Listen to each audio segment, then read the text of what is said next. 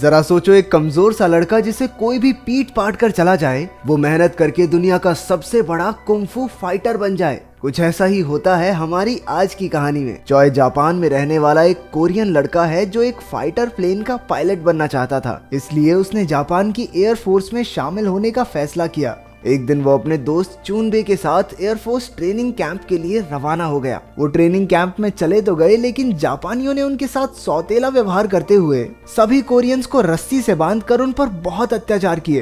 तभी वहां का कमांडर केटो आया और उसने कहा कि सभी कोरियंस की रस्सियां खोल दी जाएं। जैसे ही वो आजाद हुए, उनमें से एक ने केटो को गालियां देनी शुरू कर दी। ये सुनते ही केटो ने चोई को मुकाबला करने की चुनौती दी। अगर चोई जीत गया तो सारे कोरियंस आजाद कर दिए जाएंगे। इसके बाद चोई और केटो की लड़ाई शुरू हो गई, जिसमें चोई ने एक कोरियन फाइटिंग स्टाइल का इस्तेमाल किया, लेकिन केटो ने उसे बड़ी आसानी से हरा दिया। लेकिन इससे पहले कि वो उसे जान से मार देता, उनके अड्डे पर अमेरिकन लड़ाकू विमानों ने हमला कर दिया और मौका देखकर सारे कोरियन अपनी जान बचाकर भाग निकले। इसके बाद चोई ने टोक्यो में चूनबे की छोटी सी दुकान पर हाथ बटाना शुरू कर दिया। जब सब कुछ ठीक चल रहा था तो याकुजा नाम का एक गैंगस्टर और उसके आदमी चूनबे की दुकान पर आकर हफ्ता मांगने लगे, लेकिन चूनबे ने हीरो बनके साफ मना कर दिया कि मैं कोई हफ्ता नहीं देगा। अपनी इस हरकत के लिए उसे अच्छा खासा खर्चा पानी भी मिला। उसे पिटता देखकर चोई ने अपने दोस्त को बचाने की कोशिश की। उसने सारे गुंडों का मुकाबला अकेले किया, लेकिन अचानक याकुजा ने उसकी गर्दन पर तलवार रख दी। वो इतना डर गया कि उसने अपनी पैंट ही गीली कर दी। याकुजा ने जबरदस्ती उसे अपना ही पेशाब चाटने को कहा। भरे बाजार में उसकी बहुत बेइज्जती की गई और आसपास सभी उसका मजाक उड़ाने लगे। पैंट गीली हो गई ना मुतेड़ी। थोड़ी देर बाद भीड़ में से बूमसो नाम का एक आदमी चोई के पास आया और उसे जमीन से उठाया। उसने सभी बदमाशों का मुकाबला किया और एक एक करके सबको चित कर दिया। चोई दूर से छिपकर ये सब देख रहा था और अपनी गैंग को हारता देख याकुजा मुंह छुपाकर वहां से भाग निकला। बाद में हमें पता चला कि बूमसो भी असल में एक मार्शल आर्ट्स का खिलाड़ी है। वो भी चोई की तरह कोरिया से था। फिर वो चोई और चूनबे को अपने साथ एक सर्कस में ले गया, जहां काफी कोरियन लोग साथ में काम करके अपना गुजारा कर रहे थे। वहां सभी बूमसो की बहुत इज्जत करते थे, क्योंकि वही सबके खाने पीने का इंतजाम करता था। वो तो कोरियन बच्चों के लिए एक स्कूल खोलने की भी कोशिश कर रहा था। तभी चोई ने बूमसो से उसे लड़ना सिखाने की गुजारिश की, लेकिन बूमसो ने ये कहकर मना कर दिया कि ये लड़ाई वड़ाई में कुछ नहीं रखा, इस सब के बारे में मत सोच। लेकिन चोई भी इतनी आसानी से हार मानने वालों में से नहीं था। वो बूमसो को मनाने के लिए तेज बारिश में उसके घर के बाहर जाकर बैठ गया। इसके बाद फ्लैशबैक में दिखाया गया कि असल में बचपन में चोई बूमसो से ही मार्शल आर्ट सीखता था, लेकिन कुछ मजबूरियों के कारण बूमसो को अपना शहर छोड़कर जाना पड़ा। रात से सुबह हो गई थी और चोई अब भी उसके घर के बाहर बैठा था। उसने मन बना लिया था कि अगर वो लड़ना सीखेगा तो सिर्फ बूमसो से ही। उसकी लगन देखकर बूमसो भी पिघल गया और उसे सिखाने के लिए राजी हो गया। उसने चोई को मार्शल आर्ट्स के कपड़े और एक किताब दी। फिर उसने कहा कि बिना न्याय की ताकत होने से चारों ओर दहशत मच जाती है, इसलिए इस कला का इस्तेमाल सिर्फ खुद के और दूसरों के बचाव के लिए ही किया जाना चाहिए। जल्द ही चोई बूमसो के ग्रुप में शामिल हो गया और उसने रिक्शा चलाना शुरू कर दिया। अपने खाली समय में वो बूमसो से मार्शल आर्ट सीखा करता। एक दिन चोई ने देखा कि कुछ अमेरिकन पुलिस वाले एक जापानी औरत को छेड़ रहे थे। चूनबे ने उसे कहा भी कि इनसे दूर रहे और चुपचाप घर चले, लेकिन चोई ने सीधा जाकर उन पर हमला कर दिया और उस औरत की इज्जत बचाई। इसके बाद कुछ ही समय में वो बहादुर शेर के नाम से मशहूर हो गया, जो जापानी औरतों को पुलिस वालों से बचाता था। ये बहादुर शेर की सिर्फ औरतों की मदद करने वाली चीज पसंद नहीं आई मुझे। इस दौरान उसकी दोस्ती योको नाम की एक लड़की से हो गई, जिसे उसने बचाया था। बहादुर शेर नहीं, ठरकी शेर है ये। कुछ दिन बाद याकुजा के आदमी सर्कस में घुस आए और उस दिन की बेइज्जती का बदला लेने के लिए बूमसो को ढूंढने लगे। जल्द ही बूमसो बाहर आया और उसने अकेले ही उन बदमाशों का सामना किया, लेकिन जल्द ही वो सब उस पर हावी हो गए और याकुजा ने मौका देखकर उसका खून कर दिया। जब चोई और चूनबे वहां पहुंचे तो बूमसो को मरा हुआ देखकर उनके होश उड़ गए। अगले दिन चोई ने अपने गुरु की मौत का बदला लेने की कसम खाई। वो अकेला ही याकुजा के अड्डे की ओर चल पड़ा और बाकी कोरियन लोग भी हथियार लेकर उसके पीछे हो लिए। उधर याकुजा के आदमी भी पूरी तरह तैयार थे, क्योंकि वो जानते थे कि ये लोग बदला लेने जरूर आएंगे।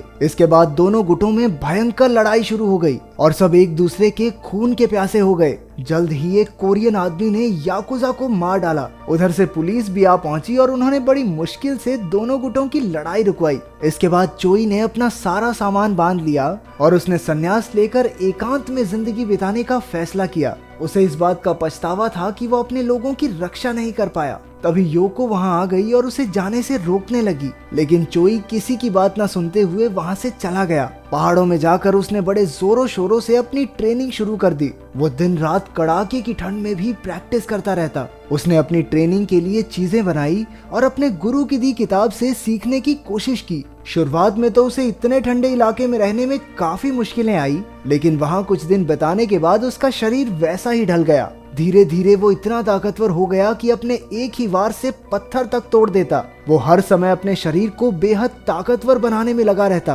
कई महीनों तक दिन रात मेहनत करने के बाद उसे भरोसा हो गया कि उसके गुरु की दी हुई किताब से उसने सब कुछ सीख लिया है। फिर वो पहाड़ों से वापस शहर में आ गया और जापान के बेहतरीन फाइटर्स को चुनौती देने लगा। सबसे पहले वो नीजो डोजो नाम के कराटे स्कूल में गया। अपने फटे पुराने कपड़ों में वो अंदर घुसा और डोजो के लीडर को मुकाबले के लिए ललकारा। लीडर उसका हुलिया देखकर उस पर हंसने लगा और उससे लड़ने के लिए अपने एक फाइटर को भेज दिया। चोई ने एक एक करके 10 फाइटर्स को एक ही झटके में पटक दिया। आखिरकार उस डोजो के लीडर को भी हराकर वो सारे अखबारों में छा गया। जब पूरे जापान में चोई की बहादुरी के चर्चे होने लगे तो ये खबर केटो तक भी पहुंच गई। केटो अब जापान की कराटे एसोसिएशन का हेड था। कोरिया से आए एक लड़के को बड़े बड़े जापानी फाइटर्स को हराता देख वो परेशान हो गया। उधर चोई एक के बाद एक नामी फाइटर्स को लगातार हराते जा रहा था। उसने हर तरह के फाइटर्स को हरा दिया, फिर चाहे वो कोई भी मार्शल आर्ट्स क्यों ना करते हों।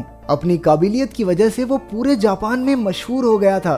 फिर एक दिन उसकी मुलाकात अपने पुराने प्यार योको से हुई। उसकी मशहूरी से जलने वाले केटो ने एक खबर फैला दी कि वो दरअसल चीटिंग करके जीतने वाला एक ठग है। इसके साथ साथ उसने अपने एक आदमी को चोई को मारने के लिए भेज दिया। उस हत्यारे ने चोई को भरे बाजार में देखा और मौका पाकर उसके पेट में चाकू घोंप दिया। खुशकिस्मती से चोई की जान बच गई और उसकी देखभाल का जिम्मा योको ने लिया, जो उसका पूरा ख्याल रखती थी। एक दिन चोई को चुनबे का कॉल आया और उससे मिलकर उसे पता चला कि कोई उसे मारने का प्लान बना रहा है और अगर उसने केटो का मुकाबला नहीं किया तो वो अपनी जान से हाथ धो बैठेगा। चुनबे के घर से निकलकर उसका सामना उस हत्यारे से हुआ जो उसे मारने आया था। उन दोनों में हाथापाई शुरू हो गई और चोई ने उसका काम तमाम कर दिया। जब चोई को इस बात का पता चला कि उस हत्यारे की एक बीवी और बच्चा है तो उसे अपने किए पर बहुत पछतावा हुआ। वो उनके पास माफी मांगने गया और कहा कि पूरी जिंदगी उन्हें पालने की जिम्मेदारी वो लेगा। चोई ने अपने मास्टर के दिए हुए कपड़े भी उसकी बीवी को सौंप दिए और कहा कि आज के बाद वो कभी किसी से नहीं लड़ेगा। हालांकि हत्यारे की पत्नी ने चोई को माफ नहीं किया, लेकिन वो फिर भी दिन रात उनके घर के बाहर बैठा रहता।